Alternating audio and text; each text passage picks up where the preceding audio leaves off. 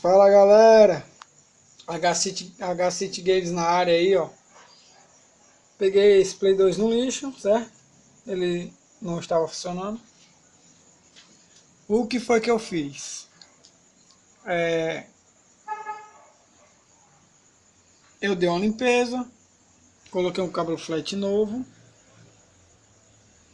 e dei um grau na fonte que também não estava prestando, um botãozinho.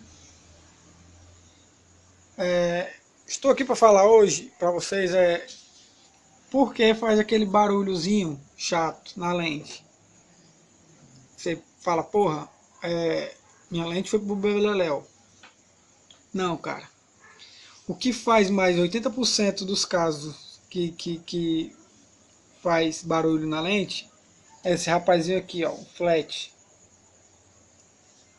Qual a diferença? Como diferenciar um cabo flat L para um J? Para qual PlayStation 2 Slim usar? O J ele é usado muito no PlayStation 2 com fonte interna. E o L com o PlayStation 2 com fonte externa. Aquelas fontezinhas de 8,5 volts que é usada no lado de fora. Aquele tijolinho, o povo chama.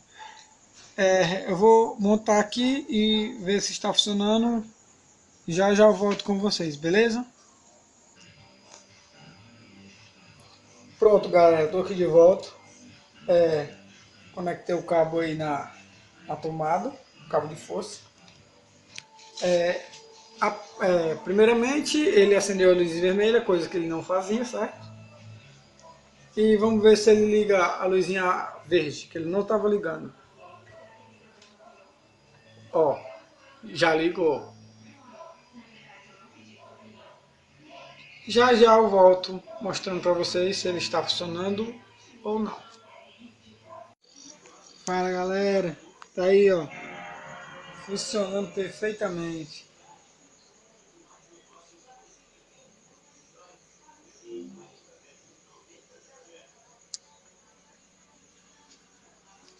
Show, valeu.